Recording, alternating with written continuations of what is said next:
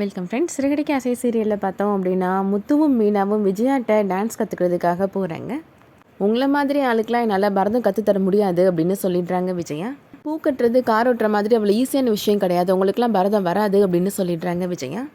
பார்வதி விஜயாட்ட சொல்கிறாங்க, உன்னை தேடி வந்த முதல் ஸ்டூடெண்ட் மீனா, அவளை வேணான்னு சொல்லிடாத விஜயா அப்படின்னு சொல்கிறாங்க. நான் வேணா பாட்டு போடுறேன், அவள் ஆடுறதை பாரு அப்படின்னு சொல்கிறாங்க. மீனாவும் முத்துவும் இப்போது பரதநாட்டியம் ஆடுறாங்க. முத்து அவருக்கு தெரிஞ்ச மாதிரி ஏதோ டான்ஸ் ஆடிட்டுருக்கிறாரு.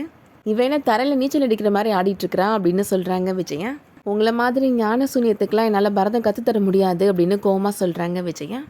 நீ வேணா டான்ஸ் ஆடு விஜயா, உன்னை பார்த்து மீனா ஆடுவா அப்படின்னு சொல்கிறாங்க பார்வதி.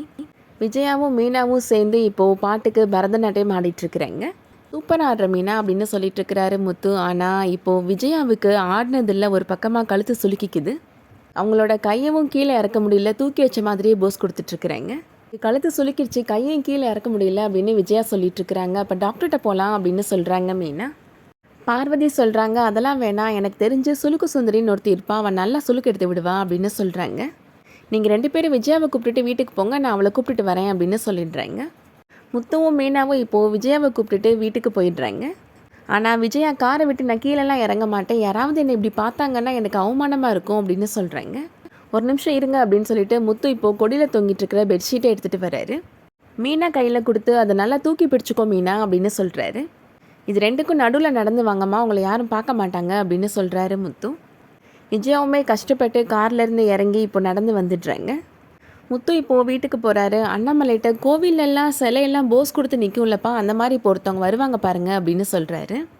பார்த்தா விஜயா கையை தூக்கிக்கிட்டே நடந்து வந்துட்டுருக்குறாங்க. அண்ணாமலை விஜயாட்ட சொல்கிறாரு, பரதநாட்டியம் ஆடுற மாதிரி போஸ் கொடுக்கணும்னு ஆசைப்பட்டா, அதுக்காக அதே மாதிரியாக இருப்ப இப்போ வரைக்கும் அப்படின்னு சொல்கிறாரு. கையை கீழே இறக்கு விஜயா அப்படின்னு சொல்கிறாரு அண்ணாமலை. முடிஞ்சால் இறக்க மாட்டேன்னா எனக்கு சுளுக்கு பிடிச்சிருச்சுங்க அப்படின்னு சொல்கிறாங்க விஜயா. நல்லா தானம்மா போனீங்க, ஏமா அப்படி ஆச்சு அப்படின்னு கேட்குறாரு ரவி. முத்து சொல்கிறாரு, இந்த வஞ்சிக்கோட்டை வாலிபன் படத்தில் 2 பேரும் போட்டி போட்டு ஆடுவாங்கள்ல, அந்த மாதிரி மீனாவும் அம்மாவும் ஆடினாங்க, அதில் சுளுக்கு பிடிச்சிருச்சா அம்மாவுக்கு அப்படின்னு சொல்கிறாரு. மீனாவை கூப்பிட்டு இப்போது திட்டுறாங்க விஜயா. என்கிட்ட டான்ஸ் கற்றுக்கவான்னு உன்னை கூப்பிட்டேன்னா உன்னால தான் எனக்கு இந்த மாதிரி ஆயிடுச்சு அப்படின்னு திட்டுறாங்க விஜயா. பார்வதி இப்போது இந்த சுளுக்கு எடுக்கிற லேடியை கூப்பிட்டுட்டு வந்துடுறாங்க. விஜயாவை கூப்பிட்டுட்டு ரூம்குள்ளே போகிறாங்க. வழியில் விஜயா கத்திட்டுருக்குறாங்க. அண்ணாமலை ரூமுக்கு வெளியில் நடந்துட்டுருக்கிறாரு. இந்த படத்துலலாம் குழந்தை பிறக்கிறப்ப அப்பாலாம் நடப்பாங்களா, அதே மாதிரியே இருக்குப்பா அப்படின்னு நக்கலாக சொல்கிறாரு முத்து. பார்வதி இப்போது ரூம்லேருந்து வெளியில் வராங்க. விஜயாவை கை கால் அசைக்க விடாமல் பண்ணுறதுக்குள்ளே என் உயிரே போயிடுச்சுன்ற மாதிரி சொல்லிட்டுருக்குறாங்க. அவளுக்கு சரியாச்சா ஆகலையா அப்படின்னு அண்ணாமலை ஆர்வமாக கேட்குறாரு. அவளே வெளியில் வருவா பாருங்கண்ணே அப்படின்னு சொல்கிறாங்க பார்வதி. அங்கே பார்த்தா விஜயா ஒரு பக்கமாக கழுத்தை சாய்ச்சிட்டே தான் நடந்து வந்துட்டுருக்குறாங்க. சுளுக்கெடுத்த லேடி சொல்கிறாங்க, இவங்களோட கை சரியாயிடுச்சு, ஆனால் கழுத்து சரியாகிறதுக்கு இன்னும் 1 நாள் ஆகும், அதுக்கு அவங்க படியில் படுக்கணும் அப்படின்னு சொல்கிறாங்க. ஸ்ருதி அதை கேட்ட உடனே, அப்போ ஆண்டி வெளியில் தான் படுக்கணுமா, எந்த படியில் தலை வச்சு படுக்கணும் அப்படின்னு கேட்குறாங்க. அது இல்லை ஸ்ருதி, அரிசி அளக்கிற படியில் தலை வச்சு படுக்கணும்னு சொல்கிறாங்க அப்படின்னு மீனா சொல்கிறாங்க. கை காலை அசைக்காமல் பார்த்துக்கோங்க அப்படின்னு சொல்லிட்டு போகிறாங்க அந்த லேடி. பரவாயில்லையே, எங்கள் அம்மா கையை சரி பண்ணிட்டீங்க, தேங்க்ஸ்க்கா அப்படின்னு சொல்லிட்டு முத்து பணம் கொடுத்து அனுப்புகிறாரு. இன்னும் கொஞ்ச நாளைக்கு இந்த பரதநாட்டியம் கதகளின்லாம் ஆடாமரு, நீ கை காலம் அசைக்காமரு அப்படின்னு சொல்கிறாரு அண்ணாமலை. மீனாவை மறுபடியும் திட்ட ஆரம்பிச்சிடுறாங்க விஜயா. உனக்கு இப்போ ரொம்ப சந்தோஷமா, எங்கே நான் சுயமாக சம்பாதிச்சிடக்கூடாதுன்னு தானே இந்த மாதிரிலாம் பண்ணினேன் அப்படின்னு சொல்கிறாங்க. அதோட இன்றைக்கான எபிசோட் முடியுது. நாளைக்கு எபிசோடில் மீனா பூ கொடுக்கறதுக்காக வெளியில் வந்திருக்கிறாங்க. அப்போ அவங்க ரோட்டில் ரோகிணி மாமா நடந்து வரதை பார்க்குறாங்க.